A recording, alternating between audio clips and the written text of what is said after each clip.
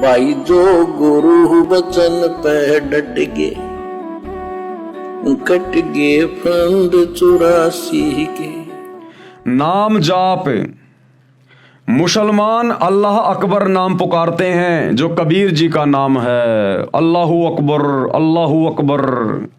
ये कलमा हजरत मोहम्मद जी को जब जिंदा बाबा के रूप में काबा में उनको कबीर परमात्मा मिले थे, सुप्रीम गॉड अल्लाह ताला मिले थे, उन्होंने हजरत मोहम्मद जी को ये मंत्र दिया था। मंत्र को मुसलमान धर्म में कलमा कहा जाता है। तो अल्लाहु कबीर, अल्लाहु कबीर ये नाम जाप करने के लिए कबीर परमेश्वर जी ने हजरत मोहम्मद जी को दिया था। मुसलमान अल्लाह अकबर का नाम पुकारते हैं जो कबीर जी का नाम है। अल्लाह माने परमेश्वर तथा अकबर नाम कबीर का है, केवल बोलने का अंतर है। जैसे अरबी भाषा में स्कूल को अशकूल तथा इस्तान को अस्तान बोलते हैं, इसी प्रकार कबीर को अकबीर बोलते हैं। फिर इस्तान की भाषा में अंतर होता है, जिस कारण से अल्लाह कबीर को अल्लाह अकबर बोला जाता है। मुसलमान अल्लाह अकबर पुकारते समय चिंतन करते हैं कि हम बड़े खुदा यानी अल्लाह अकबर को पुकार रहे हैं। कबीर का अर्थ अरबी भाषा में बड़ा है। कबीर उसी बड़े यानी कादिर अल्लाह के शरीर का नाम है, क्योंकि वेदों में साफ साफ लिखा हुआ है कबीर देव। कबीर का अर्थ बड़ा भी है, जैसे मंसूर का अर्थ प्रकाश यानी लाइट है। मंसूर आदमी का नाम भी रखा जाता है। इसलिए कुरान मजीद में जहां परमेश्वर के विषय में प्रकरण है, वहां कबीर का अर्थ बड़ा ना करके कबीर ही करना उचित है। कबीर परमेश्वर की शरण में गुरु जी से दीक्षा लेकर जाप करने से इस नाम का जाप करने वाले को लाभ मिलता है।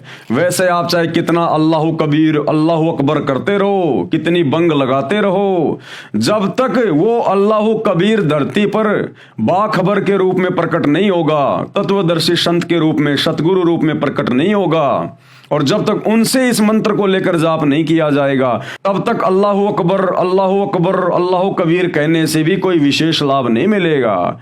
छोटे मोटे लाभ तो मिल जाएंगे क्योंकि ये परमेश्वर का नाम है, लेकिन मोक्ष नहीं मिलेगा, जन्म मरण से छुटकारा नहीं हो सकता जब तक हम उस अल्लाहु कबीर से उपदेश लेकर और इन मंत्रों का जाप ना करें। परंतु अकेले कबीर यानी अकबीर बोलने से मोक्ष लाभ नहीं मिलता। संसार में कुछ कार्य सिद्ध हो जाते हैं, जैसे युद्ध में विजय, मुकदमों में न्याय आदि आदि। इसके साथ साथ सतनाम का जाप जो 2 अक्षर का होता है, उसका जाप करने से पूर्ण लाभ मिलता है।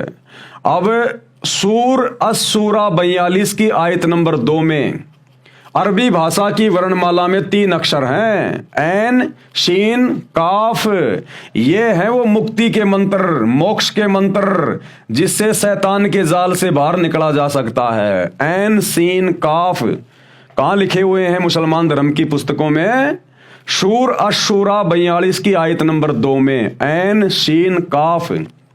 लेकिन ऐन शीन काफ, ऐन शीन काफ खाली इस प्रकार जपने से ये कोई काम नहीं करेंगे, क्योंकि ये कोड वर्ड में है। कोड वर्ड में जिस प्रकार बादाम की जो गिरी होती है वो बादाम के अंदर होती है, और उस गिरी के ऊपर एक कठोर जो है वो कवर होता है। अब उस कवर को खाने मात्र से उस बादाम का लाभ नहीं मिल सकता। उस कवर को हटाया जाएगा जो कि बहुत ही ज्यादा हार्ड होता है, उसको कोई बच्चा नहीं हटा सकता, उसको तो फोड़ फोड़ के निकाला जाता है। तो इसी प्रकार ऐन सीन काफ ये जो यथार्थ मोक्ष के मंत्र हैं, ये कोड वर्ड में है, संकेत में है, इनको कोई बच्चा नहीं समझ सकता। और उस कादिर अल्लाह के अलावा, समर्थ अल्लाह के अलावा जितने भी धर्मों के धर्म गुरु हैं, मुल्ला मौलवी काजी आचार्य शंकराचार्य, ये तो उन बच्चों की भांति हैं जिनके दांत भी अच्छे से नहीं आए। तो भाई वो बच्चा 6 महीने का बच्चा, 1 साल का बच्चा, वो कितनी कोशिश कर ले, वो बादाम के ऊपर के सख्त कवर को नहीं हटा सकता। उसको हटाने के लिए तो परिवार के बड़े व्यक्ति की आवश्यकता पड़ेगी। तो इसी प्रकार ऐन सीन काफ क्या है, इसका भेद केवल वर्तमान में पूरी पृथ्वी पर सतगुरु रामपाल जी के पास में है और किसी के पास में नहीं है। तो खाली ऐन सिन काफ ये करने से भी कोई लाभ नहीं मिलेगा। जिनको हिंदी में ऐ शय कै लिखा जाता है, यानी ऐन का पहला अक्षर ऐ, सीन का पहला अक्षर स और काफ का पहला अक्षर कै, तो हिंदी में क्या हुआ, ऐ शय कै। अब सतगुरु रामपाल जी जो दीक्षा मंत्र देते हैं, जो मुक्ति का मंत्र देते हैं, जिसको सार नाम सार शब्द कहते हैं, उस सार शब्द में जो 3 मंत्र हैं, उन तीनों मंत्रों के पहले पहले अक्षर ऐन सीन काफ के पहले पहले अक्षर हैं। ऐ स कै, ये जो 3 अक्षर हैं, संत रामपाल जी के द्वारा जो मुक्ति का मंत्र दिया जाता है, उन तीनों मंत्रों के पहले पहले अक्षर ऐ श और कै हैं। तो ये भाई उन्हीं से लेकर आजीवन मर्यादा में रहकर भक्ति करने से सफल होते हैं। सतनाम के 2 अक्षरों का संकेत ऐ तथा श से है।